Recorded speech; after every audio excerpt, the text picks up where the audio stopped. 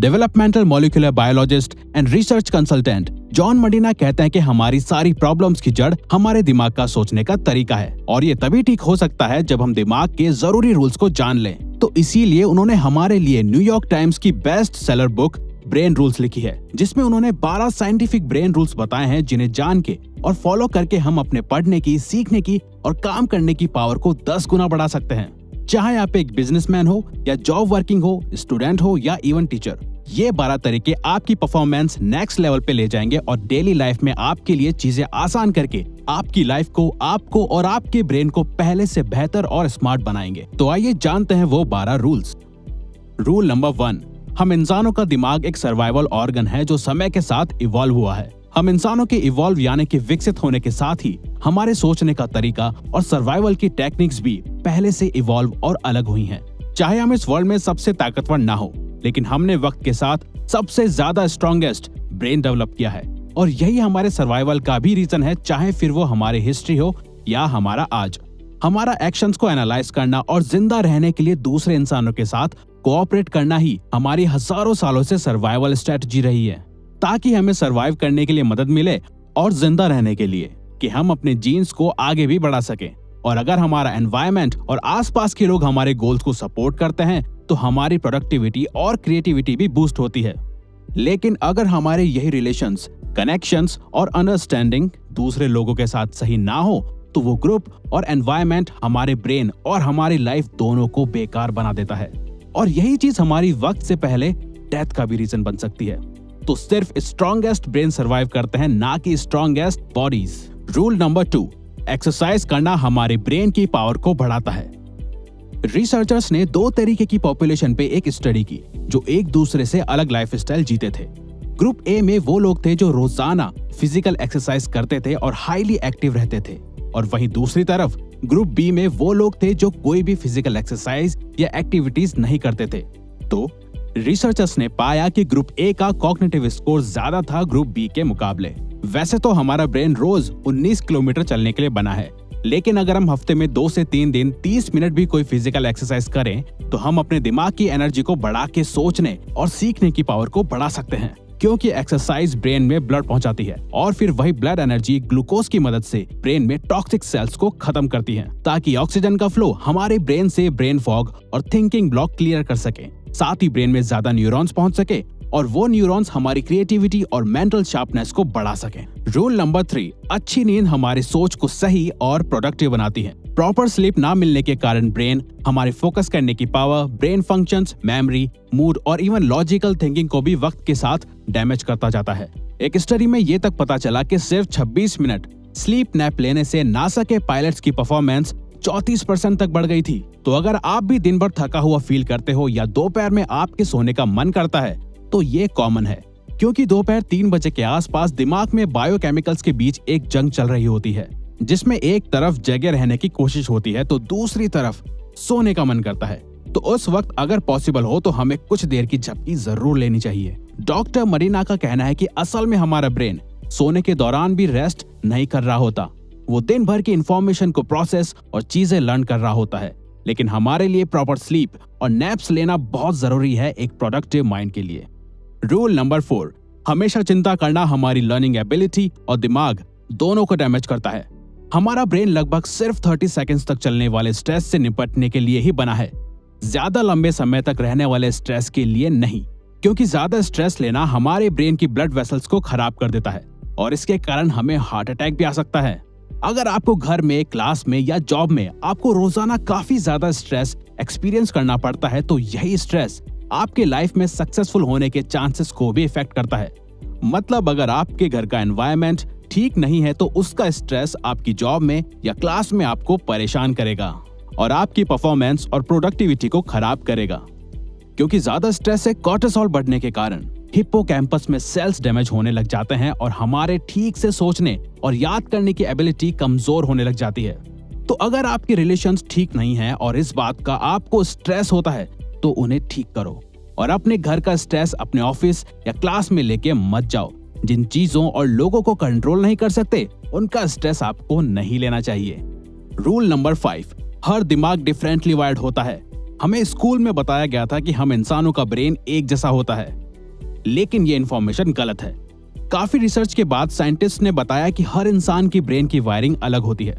हम अपने ब्रेन को डेवलप तो कर सकते हैं, लेकिन हमारा ब्रेन किसी और की तरह बिल्कुल सेम नहीं हो सकता, यहाँ तक कि दो जुड़वा बच्चों का भी नहीं।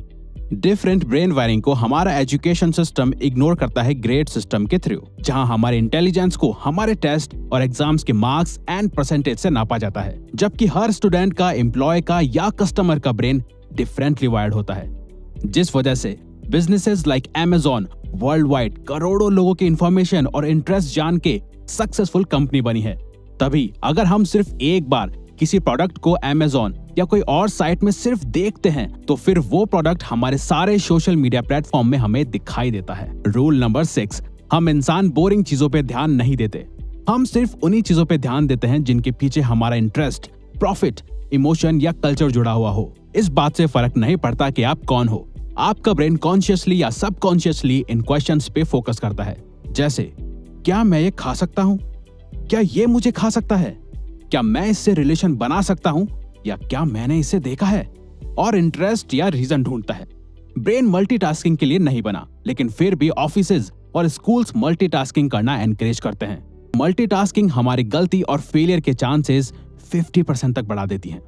रूल नंबर 7, हमें कुछ भी सीखने के लिए या याद रखने के लिए इंफॉर्मेशन को रिपीट करना चाहिए। हमारा ब्रेन कुछ इंपॉर्टेंट इंफॉर्मेशन को ही ज्यादा देर तक स्टोर करके रखता है, बाकी की अनइम्पॉर्टेंट चीजों को हमारी शॉर्ट टर्म मेमोरी इरेज करना शुरू कर देती है। तभी विजन बोर्ड, रिटन गोल्स या रिमाइंडर्स जरूरी है हमारे ब्रेन को याद दिलाने के लिए कि ये इन्फॉर्मेशन इंपॉर्टेंट है। अगर आपको किसी चीज को याद करना है या किसी चीज को सीख के उसमें बेस्ट बनना है, तो आप उस चीज को हर कुछ देर बाद रिपीट करो, जिससे कि प्रैक्टिस हो सके और बार बार एक ही चीज पे ध्यान रखा जा सके। रूल नंबर 8, हमारे सभी सेंसेस एक साथ काम करते हैं, तो हमें उन सभी का पूरी तरह से यूज करना चाहिए। हमारी स्मेल करने की सेंसेस ही बटरी पॉपकॉर्न से सीधा हमें मूवी थिएटर की याद दिलाती है, या बारिश और फूलों की खुशबू हमें किसी पर्सन, सिचुएशन और जगह की याद दिलाती है। तो अगर आपको पढ़ते वक्त या काम करते वक्त कुछ याद करना हो, तो आप उसके साथ एक स्मेल या फ्रेग्रेंस को जोड़ सकते हो। अब चाहे ये आपका परफ्यूम हो या रूम कैंडल, आपको जब भी वो स्मेल आएगी, आपको पास्ट में हुई इंफॉर्मेशन याद आएगी, और इसके चांसेस 10 से 50% भी हो सकते हैं। रूल नंबर 9, हमारी देखने की सेंस हमारी सभी सेंसेस से ज्यादा होती है।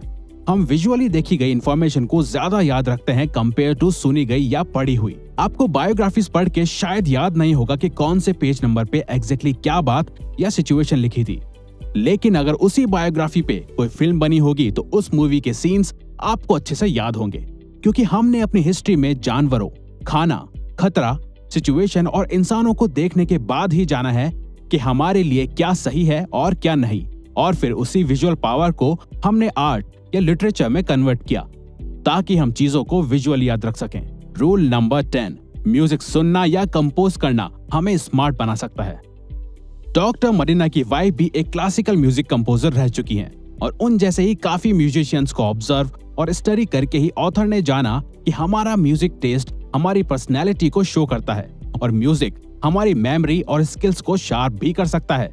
म्यूजिक कंपोज करना हमारी रीडिंग एबिलिटी, मैथ्स और इमोशनल इंटेलिजेंस को बढ़ा सकता है, और म्यूजिक सुनना हमारे मूड को चेंज और वोकैबुलरी इंप्रूव कर सकता है। ये एज टू एज और इंटरेस्ट में डिपेंड करता है। रूल नंबर 11, मेल और फीमेल का दिमाग एक दूसरे से डिफरेंट होता है। एक बार रिसर्चर लैरी केहिल ने मेल्स और फीमेल्स को एक हॉरर मूवी दिखाई और पाया कि उस दौरान मेल्स के ब्रेन का सिर्फ राइट हेमिस्फीयर काम कर रहा है और लेफ्ट हिस्सा शांत था, वही फीमेल्स का लेफ्ट हेमिस्फीयर काम कर रहा था और राइट हिस्सा शांत था, जिससे उन्हें पता चला कि मेल्स और फीमेल्स का स्ट्रेस हैंडल करने का, सोचने का और काम करने का तरीका एक दूसरे से काफी अलग होता है।